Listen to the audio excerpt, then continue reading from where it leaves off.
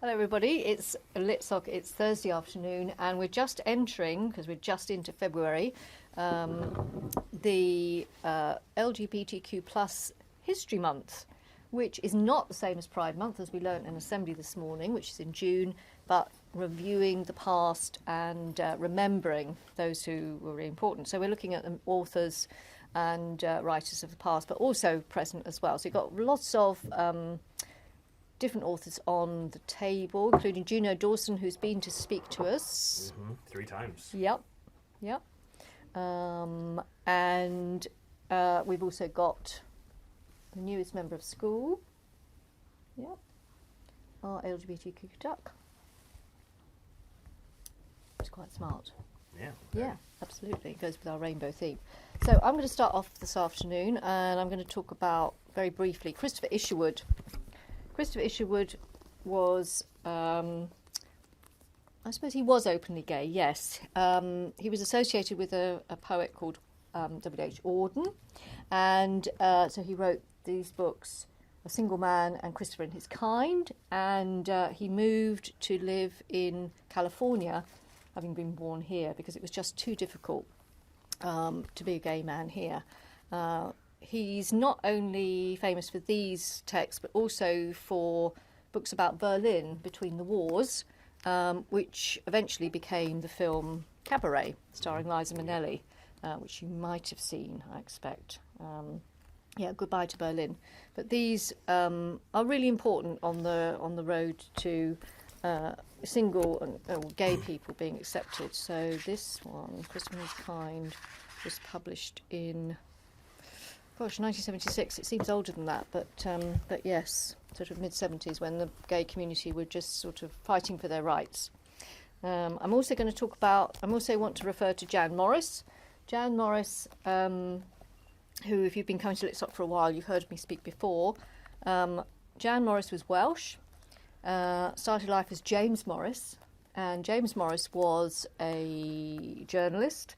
He went up Everest with the British New Zealand expedition that conquered Everest. He brought the news about that, and he lived as a man. He had children, a wife, and then decided that, no, he really wanted to be a woman. And so he transitioned, but in those days it was much, much more difficult. So he had to go to Morocco, Casablanca, which has got other connotations, and this is about his journey. And I met her when civil partnerships were just created, and he had taken the step of remarrying his wife, which the audience of the programme I was listening to, we were just ecstatic about. We were so happy. It was just a wonderful moment. So if you want to know anything about transitioning, it took 10 years, and it was very brave, and this was published in 1974, so again at a time when gay rights were being fought for. It sounds fairly straightforward. I'm not sure it was quite so straightforward for her children, who were teenagers at the time, but there's quite a lot of history behind that, so but certainly going through it is quite important. Also, I wanted to talk about, before I complete my... Yeah, of course. About a detective story. Now, you wouldn't think about detective stories really about being the gay community, although last time we talked about this, I remember I said about Agatha Christie, with the number of lesbians, because of the situation after the First World War, when there were so few men, women turned to other women for life partners and relationships and friendship. But in fact, this is actually a detective novel. I'm not going to reveal it, but it comes bang in the LGBTQ oeuvre. It's very, very clever. It's Drowned or Murdered, a young man vanishes without trace, and it's really clever. Josephine Tay, if you've not come across her before, is she's one of the golden age, along with Agatha Christie and Dorothy L. Sayers, writers of detective fiction. It's quite quick, and it's beautifully done. This young man just disappears into thin air. and nobody knows where he's gone. So, yes, and Josephine Tay is also the heroine of a series of detective novels by Nicola Upson, where the gay community heavily features as well. So those are written in 2000s. So lots of different aspects from my aspects this afternoon. Mr. Humphries, you want to start off now? I'll start us off. Obviously, just a reminder that I did send the email, so hopefully you all think Something about to talk about. Yeah, okay, but I'm going to talk about a couple as well. So, keeping with history theme, so we got this one here called "On Being Different: What It Means to Be Homosexual" by Mill Miller.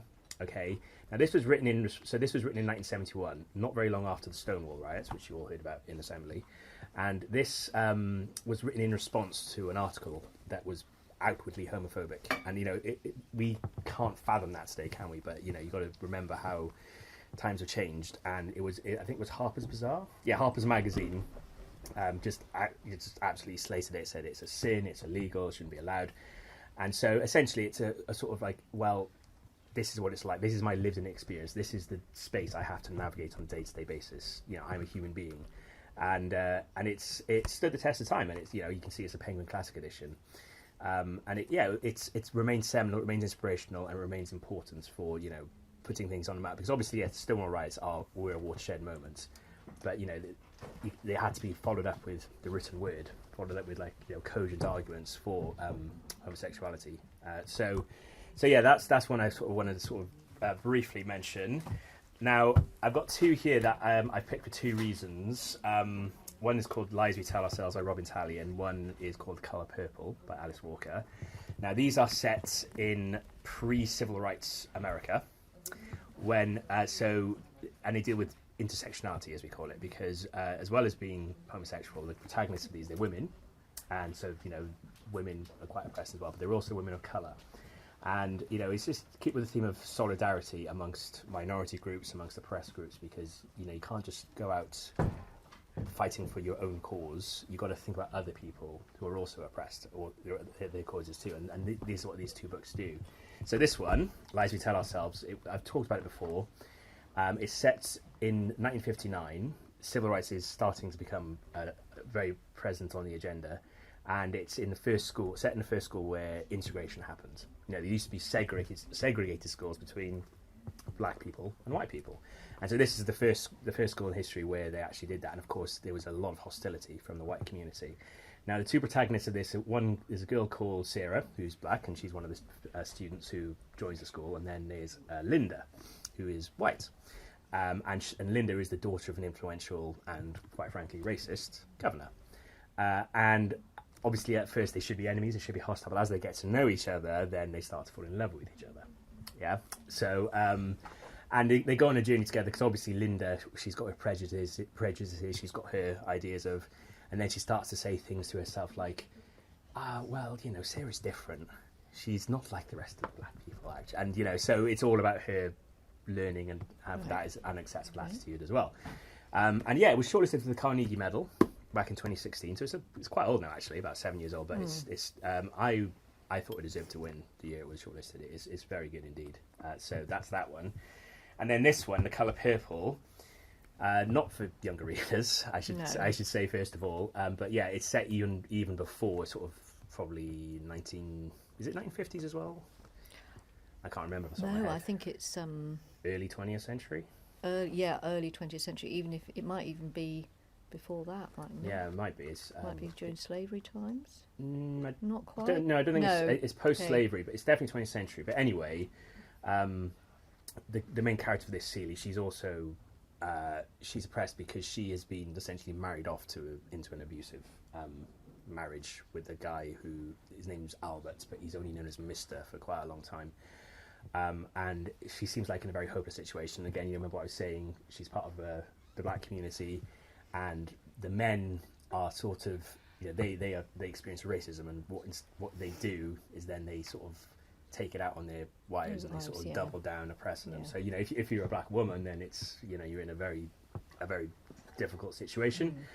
But it's hope arrives, in the shape of a singer, a jazz singer called Shug Avery, and then more hope arrives in the shape of her sister, her long lost sister, who has gone to Africa to work as a missionary. But of course, there's the key relationship, the core relationship is that between Celie and Shug Avery, both women who both fall in love, and Celie eventually grows as a person, and then so it's a very dark and distressing read sometimes, but it does get better, and things get through to the other side. It's ultimately hopeful, despite all of the badness that Celie has to go through. So these are ones that are set in the past as well. That's why I wanted to talk about these and this one as well, because they're all set because times are very different, as Bassam was saying, and we still have some way to go, but the world does certainly. The world certainly does, but we're living. It's important to acknowledge the struggles of these people for us to be in the position that we are now, to have come as far as we have. So there we go.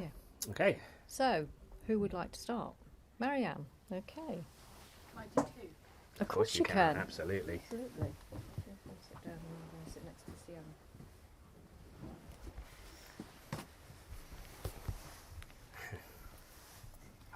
There we go.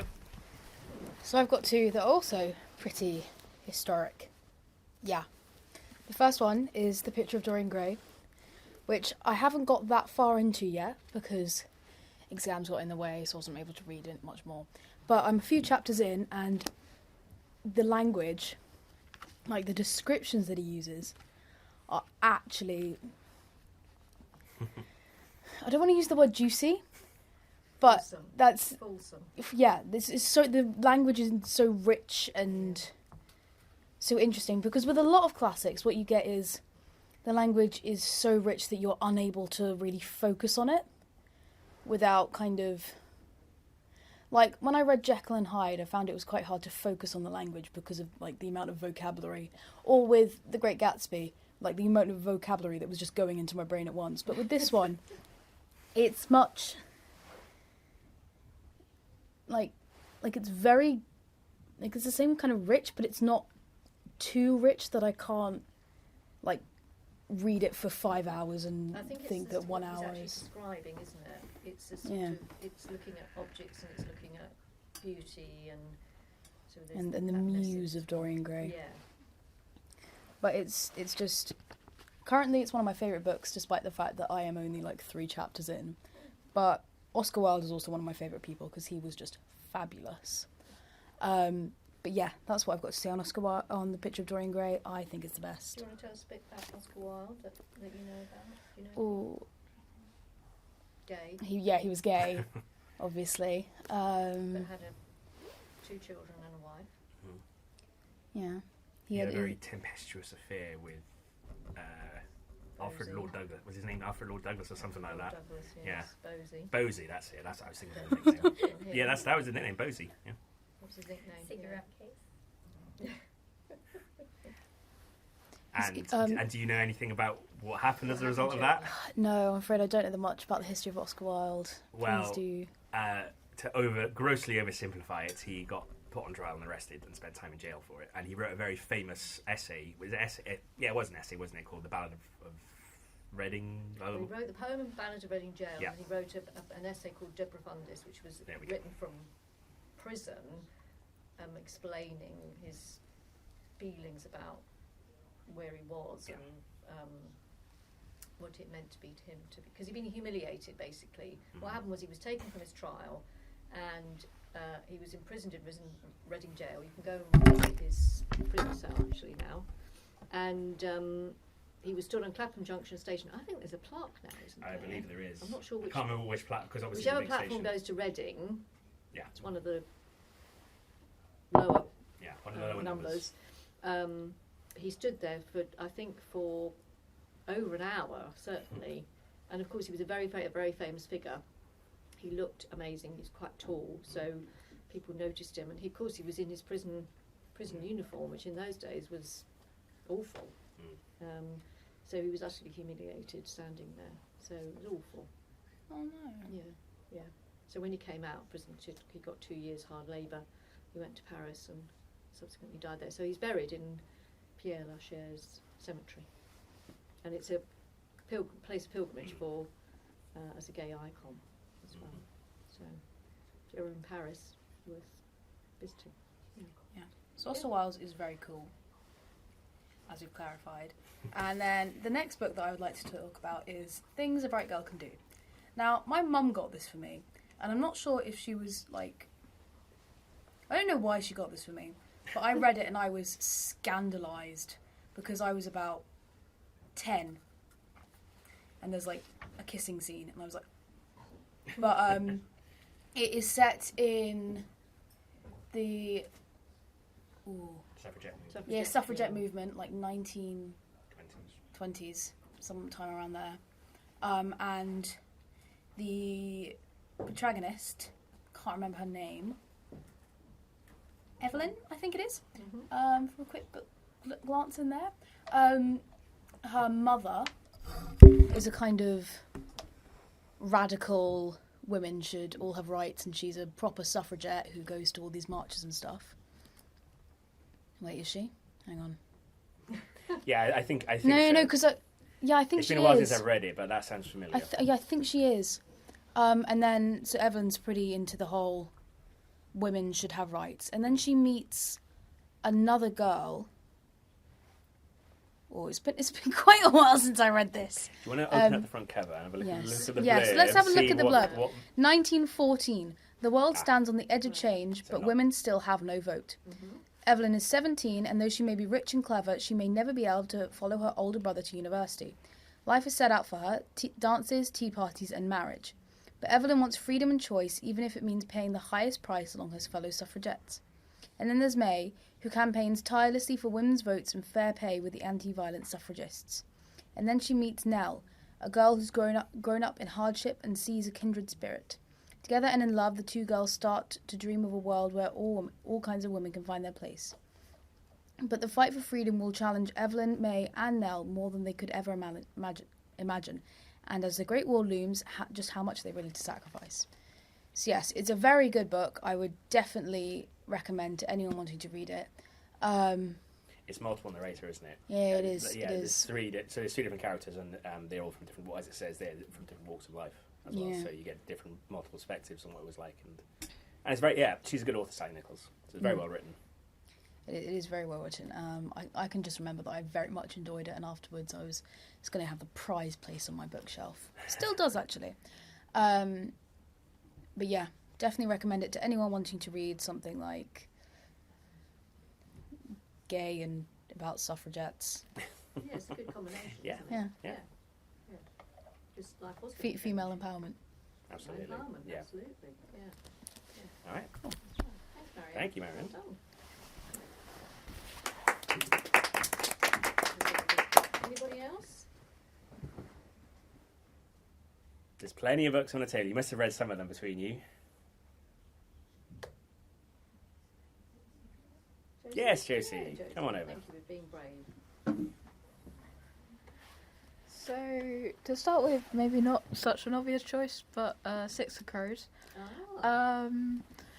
I really enjoy just the story in general, but I also find the characters really interesting, and they're well developed, and you do have characters who are gay and bisexual, but it's not made a huge big deal out of. It's just kind of accepted as that's just how they are. Mhm. And Well, that's good to know. It's just normal. Yeah. and I think it has both heterosexual relationships and gay relationships, and I really like how they're both equally developed. Like, everyone is valued and everyone is a developed character, and it's not just that's one part. Every character has their multiple dimensional, and I think it's really nice to see representation of characters who have so much more about them as well, even if it is part of our identity as well. So, And where's it set? Six of Crows. Where's it so it is part of the Grishaverse series, which there's a prequel series of Shadow and Bone, but it is set in kind of a fictional, fantastical world, and it's set in a city called Ketterdam, and there's 6 characters, as Six of Crows might suggest. And although they don't seem a likely group of friends, they end up grouping together for a heist of breaking into somewhere called the Ice Court, which is supposedly you cannot get in, and you will most definitely not get out, and it is impossible. Right. But as one of the characters says, when many people say what many people say is impossible, they usually mean improbable. So, and then talk about Carry On. I enjoyed the book. It's another book which is multiple perspectives, and I always love a book where there's multiple perspectives, which Six of Crows is also an example of that.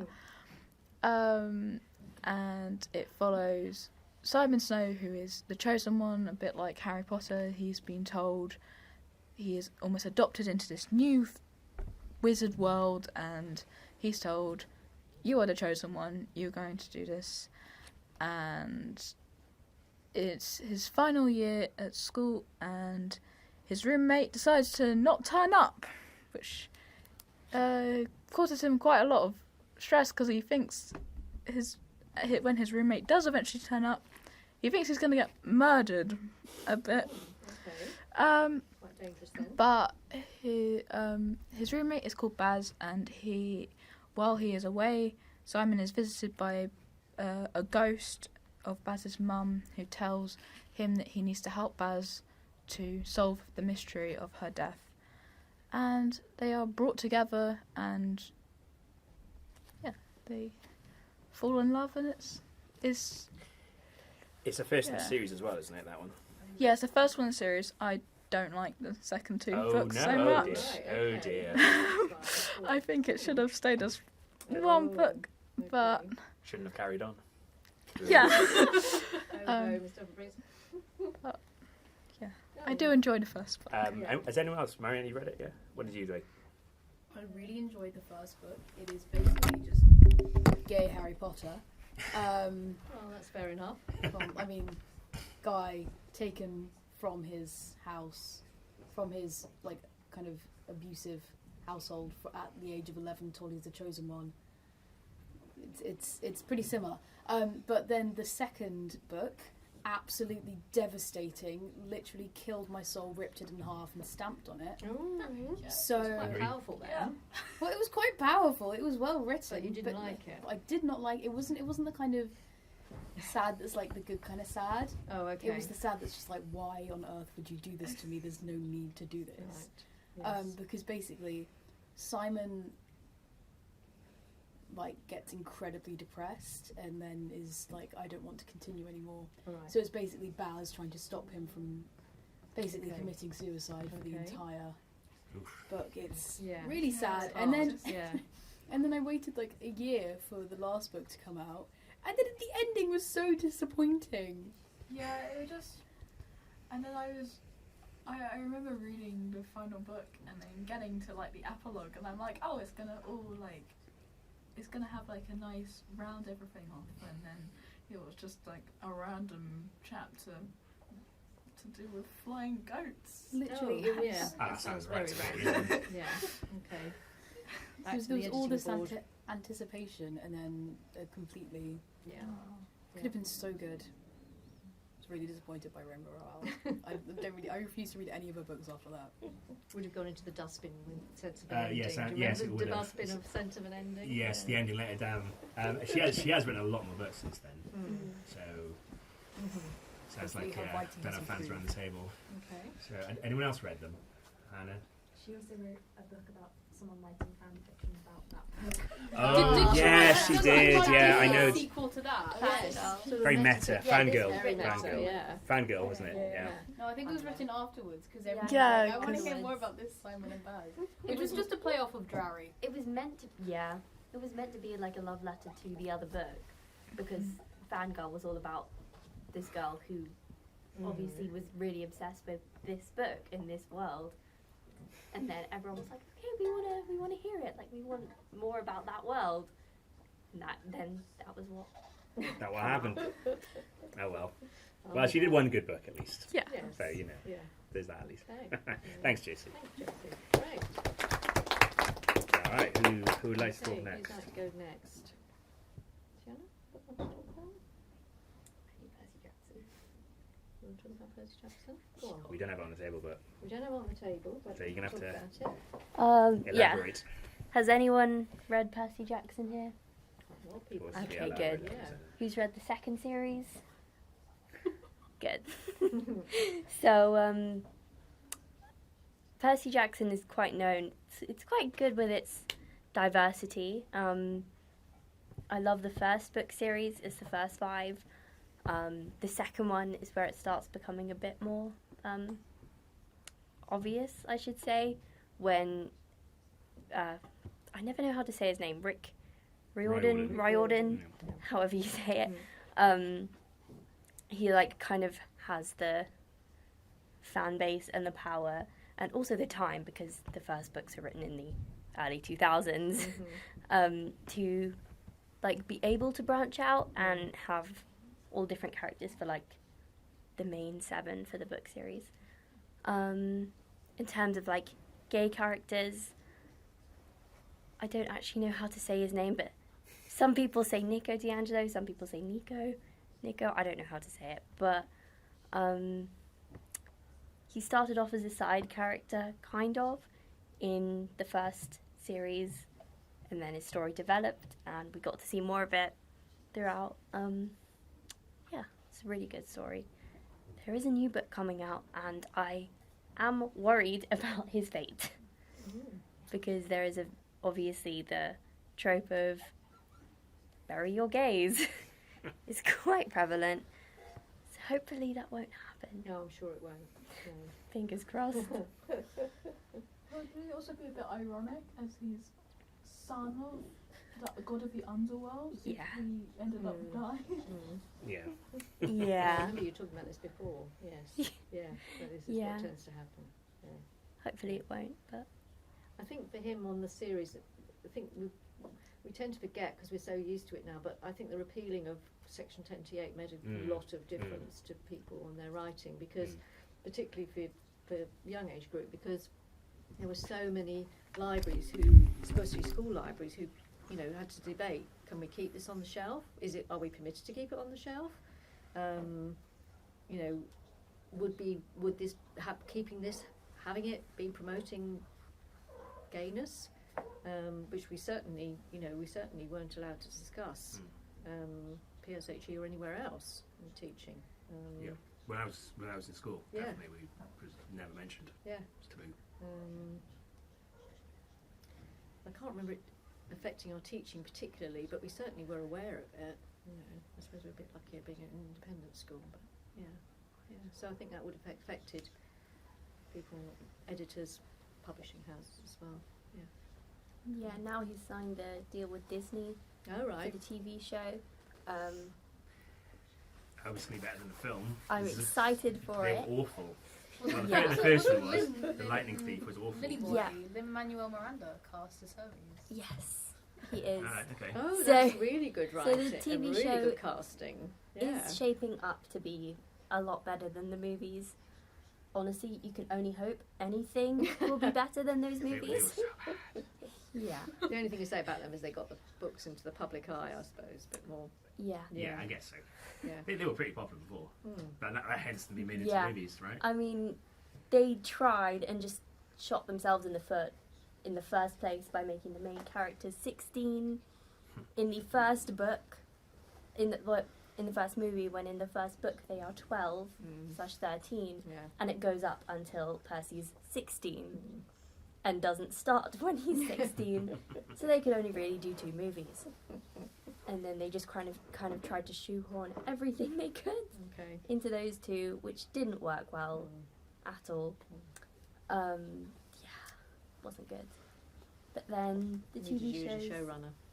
yeah, the TV shows have a lot more potential because Rick's actually he's very much involved. I think he's writer, and like he's very much part of it, part of the casting. The lineup is heavily debated, but I think it'll be good. It'll be a good adaptation. I'm excited for the way they're doing TV shows though, because obviously with books, we all hope that it can be as long as possible. I would sit there and watch a movie of a book that is like as long with every single little detail. Yeah, I can't do that. I think with like TV shows, it's easier to get everything in or as much from the books as you can. Yeah. The way they're doing Percy Jackson is they're doing one book to a season. The first season is finished filming like this week, which is quite exciting. And then they're going to do like one book to a season for the first series, and then the rest of it they haven't done yet. But when they do, hopefully the first season will be big enough that Disney will say yes. Yeah. That's good. Yeah. The power of Disney. Yeah, absolutely. Great. Thank you very much. Thank you, Sienna.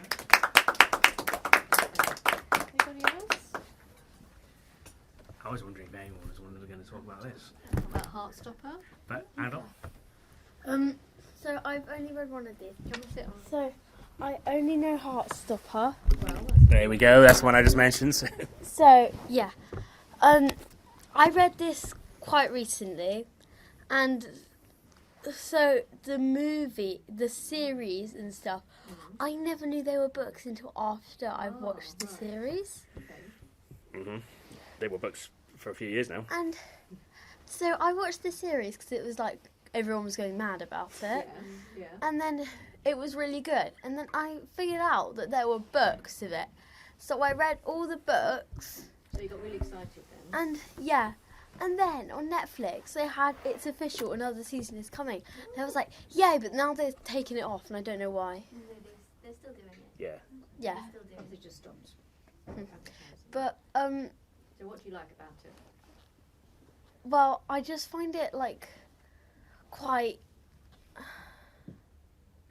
it's like normal love stories are they can get quite boring, but this one was just interesting. Okay. Well, it's different from like Rimmer Rowell, isn't it? Yeah. School for Wizards. This is like a school that we can all recognise, right? Yeah. So it's directly Yeah. relatable. Yeah. And also I liked in the series how the actors, they weren't like fancy supermodel people, because usually in films and stuff they look like so fake sometimes that you cannot even possibly imagine that they're human. But They're actual teenagers. They're Yeah. authentic. They're all LGBT as well. Yeah. and True. also it's like a regular school, it's like the regular setting, and it just covers everything that you like would go through and stuff. That's relatable. Really relatable. So what do you make of the main characters? I mean, there's probably more than one main character. I mean, I suppose Yeah. Charlie is nominally the main character, but what do Yeah. you make of them as people? Well, they're really different, Mm. like completely different. But they kind of like, when they get to know each other, they just become more like each other. And there are so many clues. Like at the end when you find something out and you're like, whoa. Then if you look back at it, then you realise that there's so many clues and it looks so obvious. So it's quite well written then. Yeah. It's really well written. If it's just hinting and then, but it keeps it sort of secret. Yeah. How many of them have you read? Because it's All four. of them. You've read all 4 volumes. Okay, so can you remember? Has everyone around read all 4 volumes? Yes. Not everyone. I want to read them soon, but I haven't yet. You haven't. Have you seen the series? No, No. I Ooh. don't have Netflix. Ah, Lee was fair a great That's fan. so sad. Lee was a I know huge he fan. is. Oh, Lee. Well, he still is, I'm sure. Yeah, definitely. Always going on about it. Yeah. And Red, White and Royal Blue is another one. I don't know if anyone has read that one. Katie McQuiston, yes. I can see some knowing looks there. But back to Heartstopper. So the rest of you, what do you think? Who else would like to share what they think about Heartstopper? Be the TV series or the books? I don't like it. You don't like I don't it? like it. Go on then. Tell us why then. I don't Come like on. it. I used to like be actually obsessed with it, but I've got to say it's quite boring. Like not much happens, and then you look at the other books that Alice Osman has written, like the Solitaire and Nick and Charlie. Aren't they largely written set in that universe though? Yeah, no. They're like Yeah. in like the books in that universe, Yeah. and they're absolutely devastating. In a good way. In a good way, but at the same time, I still don't want to be utterly devastated by what were my comfort characters, you know? Okay. Uh, All right. it's, well, no, it's like your favourite teddy bear gets ripped to shreds. Like, Oh dear. I don't particularly want that to Scathing, happen. this is. And then the original Heartstopper, like, it's nice to have some like gay representation in love stories that are just love stories, but I just don't really like just love stories, period, because I find them Whether kind gay Is of that what you say? So you would whether say gay that, or straight, because they're just too and you would say boring. that's all it is. That it's just love stories. Yeah, Heartstopper. it's just like cute. Well, that Heartstopper is. So Well, like, but the romances other rather books than- are Romances. actually Yeah. done. Yeah, Rather than anything Yeah. else. like Okay. fantasy romances. Yeah, like anything else with a Yeah. romance. Yeah, sure, but just a romance, it's just a bit boring sometimes. I take your point. I mean, it's also about the supporting cast. Yeah, it's not just Nick and Charlie, right? Yeah. So you think of the friend who's joined the girls' school because they Yeah. transitioned, right? And then there's the. Well, actually, if you've only seen a TV series, some characters have been sort of mixed up, haven't they? You know, because in the TV series, I can't remember what's his name, the friend who is just Tao. who just sort of is very supportive, but in a sort of very understated way, and he's really cool, and he's not as dramatic, and and he's just a nice steadying influence, and so it's all about the dynamics of friendship groups as well, right? Yeah, but it's still a bit boring. No, it's not boring. Because, Go on, then, like, let's hear the counter argument. so there's like so much stuff happens. Like what scene was it? The movie scene.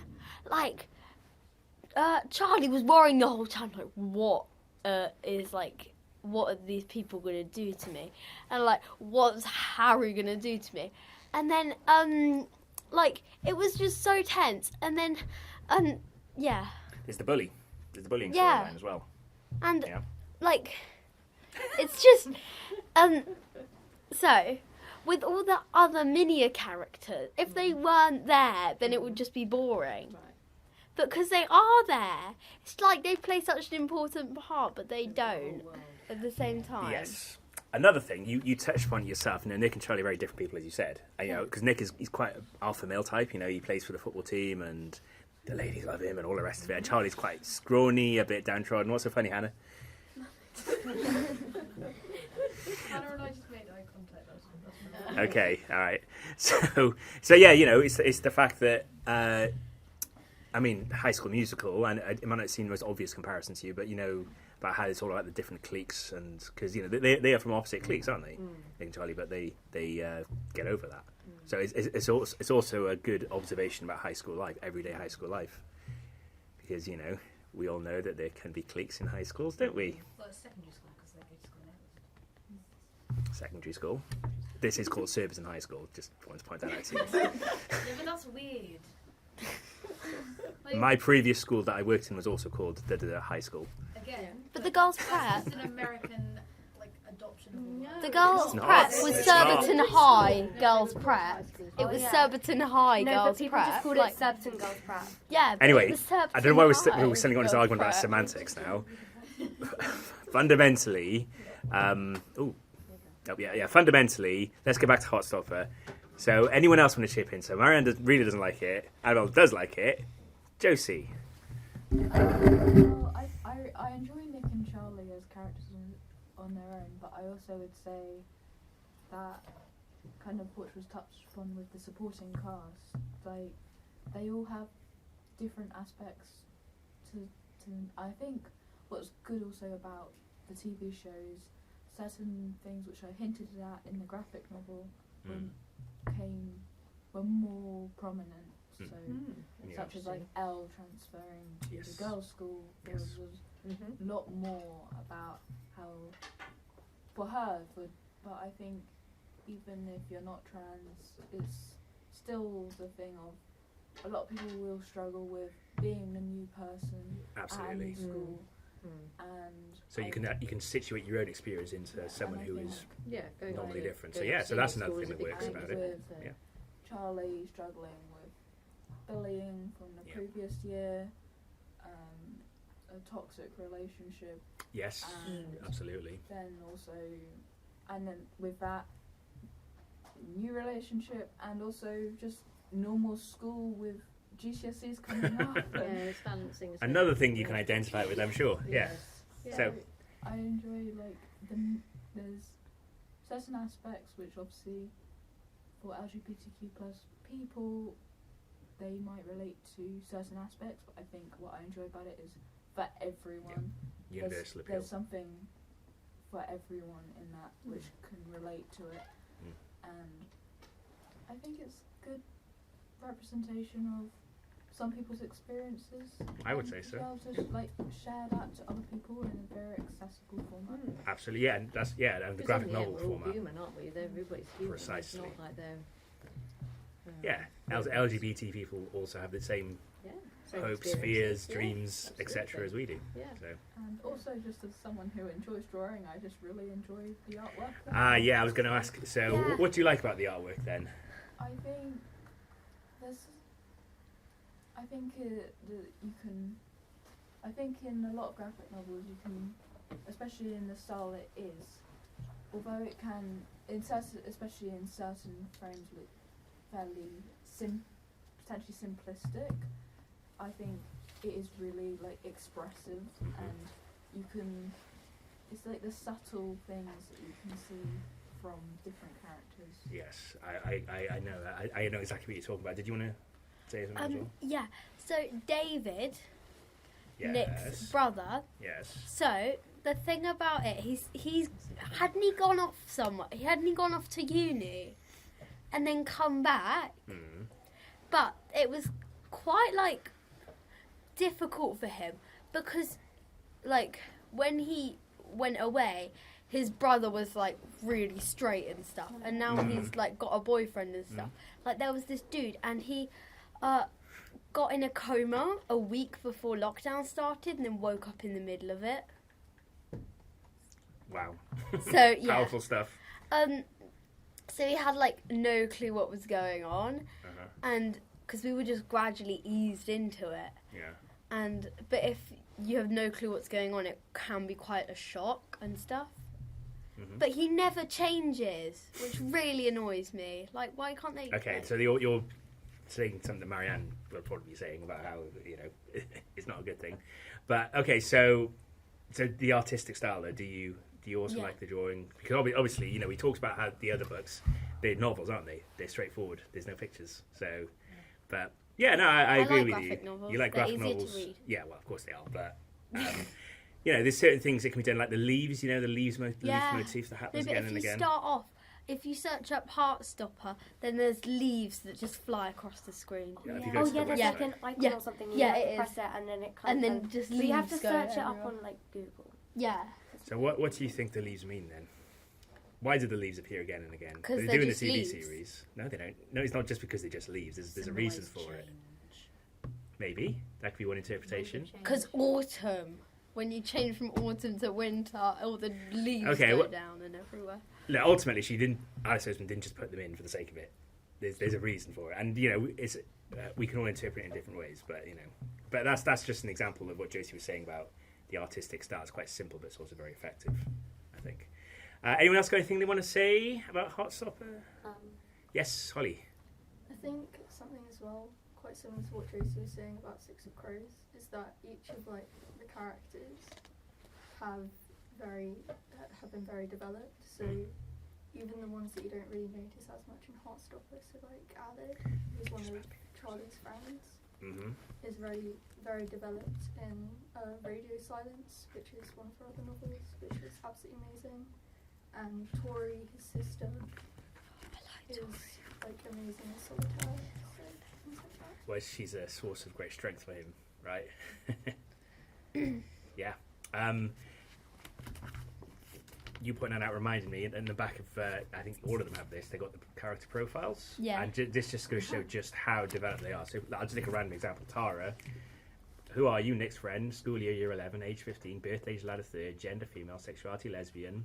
And then the Myers-Briggs, have you ever heard of the Myers-Briggs personality test? she's given more the Myers-Briggs personality type, INFP in the case of Tara, and the Hogwarts house, Gryffindor as well. A lot of them are Gryffindor. Some of the I think some later versions, they got rid of the Hogwarts houses things. Yeah, I think we know why that might be. But, yeah, so the fact that she's done that shows that, yeah, she has really thought of them, and she's probably thought about their backstories, as all good writers do. So there you go. Okay, thank you, Annabelle. Okay. One more thing about this. Do you want to come and sit down? Or is it just a very quick thing? It's kind of quick. Okay. You know, the actor Kit Connor, the whole thing on social media, you hear about it. So, like, basically, the fans and people were saying to the actor, "Oh, what sexuality are you? Like, you're playing a gay character," and it was not a very good situation at all, because there's always like that pressure in media. If you're playing like a figure that becomes popular, obviously the actor becomes popular, and then it's not that good when a character is too associated with the actor.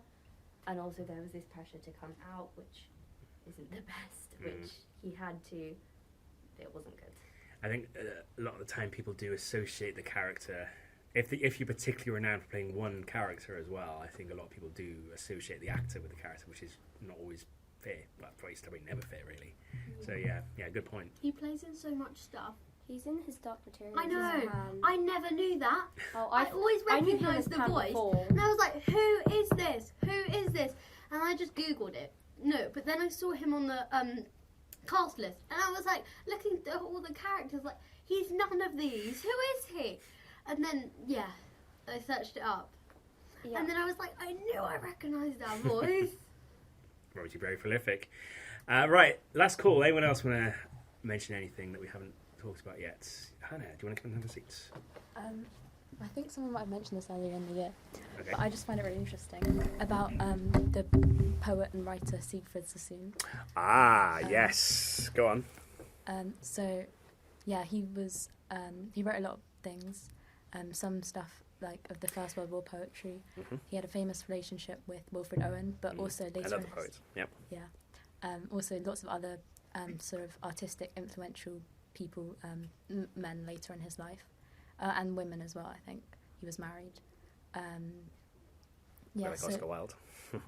So I think his relationship with Wilfred Owen is really interesting, because I think they both criticised the way the First World War had been handled. It was just awful, and they met both suffering from PTSD and helped each other on their poetry. I think Siegfried Sassoon acted as a kind of mentor as well, but then felt that Wilfred Owen was the better poet. I watched a film called Benediction, which is about Siegfried Sassoon, but it features a lot of their relationship, and I think it's really interesting if you're interested in that kind of thing. He's a really interesting person. He converted to Catholicism later in life, but originally his family was Jewish, and it's kind of how he copes with all the the trauma he's experienced in his life. Absolutely. So obviously, if you're in Year 9 or above, you will know who Hannah's talking about. So younger ones, you will be doing war poetry when you get to Year 9, and these are the authors, the poets that we're talking about. And they are probably two of the more famous ones. So what do you like about Siegfried Sassoon's poetry? What sort of things about it do you appreciate and enjoy? He can be quite satirical, and has a really interesting way of looking at things. Some of his stuff is just devastating, and it's really interesting to read it alongside Wilfred Owen's work. Also, they wrote some of the letters to each other. You can find them online. It's just super interesting to look at. So what do you have to? What else can you conclude anything from their relationship from those letters, other than the obvious, obviously? Yeah, they were in a romantic relationship. Mm-hmm. I'm not sure if that's still contested at all. I think it's pretty clear they were. And of course, again, as we've been saying, at that time it was let's just say it would not have been accepted by their comrades in the trenches. Let's just say that. And of course, they're living through sheer adversity, getting shelled and stuff, and the risk of going over the top and being mown down. So as if there wasn't enough stress, they've got to sort of cover this up as well, haven't they? But later in his life, I think he was involved a lot in like some of the underground LGBTQ communities in England, Secret of the Soon, and met lots of interesting artists and things like that. And do you know if he produced any work when he was in that phase? He's primarily known for his World War I poetry. I think his work sort of slowed down later in life. Okay, but he was still important for supporting this underground community. Okay, yeah, very important figure. So thank you, Hannah. Okay, if no one else, no. Okay, well, thanks for coming. So do read some of the things we got on the table. There's a lot of very important LGBTQ plus literature out there. So happy LGBT plus History Month.